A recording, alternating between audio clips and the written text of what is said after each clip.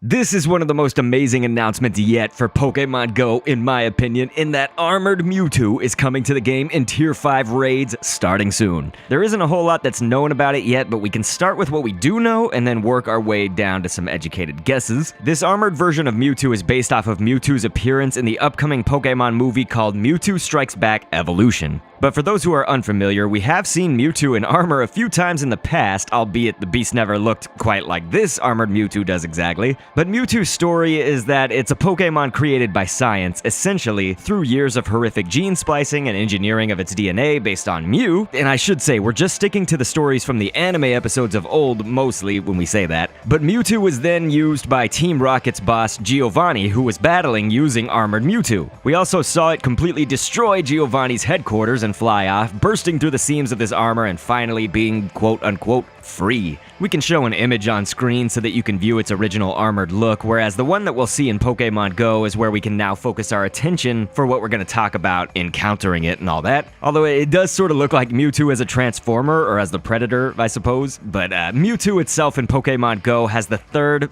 best attack stat in the game, and defense and stamina aren't too bad either. It really has been a force to be reckoned with, and when it has Shadow Ball, it's especially useful for many raid bosses that have come up over the years. It would normally be safe to imagine that the Armored Mewtwo we'll see coming will only improve on some of those stats, or maybe all of them. I would think at least HP and defense would be higher, but also our current Mewtwo at 100% IVs can reach a maximum CP of 4,178. We're about to get into some hypotheticals here, but let's maybe presume that the Armored Mewtwo can go even higher if you can catch it armored. But here, let me actually get to this. There's also a chance that I should mention, since we don't know much yet, that Armored Mewtwo will actually break free from its armor once it's defeated, leaving just a powerful quote-unquote regular Mewtwo. We shouldn't rule that out. But one thing for certain that we saw in the short YouTube trailer of Armored Mewtwo is that as a raid boss, it has 49,430 CP. This is the amount exactly that Unarmored Mewtwo was when it was an X-raid boss. When regular Unarmored Mewtwo was a non-X-raid boss in Pokemon Go, it actually, if the resource I have is correct, it had 54,148 CP. Again, I'm reading that off of a news source because I don't really remember the exact CP that it had back then. But hey, we can probably apply the same type, strengths, and weaknesses here to the Armored Mewtwo, but you would usually try to use a Bite Crunch Tyranitar team, as many of them as you had powered up high. You could also potentially use Mewtwo versus the Mewtwo if it had Shadow Ball as the charge move, and now, of course, we have Giratina's origin form, which would help with a Shadow Claw and Shadow Ball combination. But let's say you don't have those, if you wanted counters that weren't supreme but still acceptable, and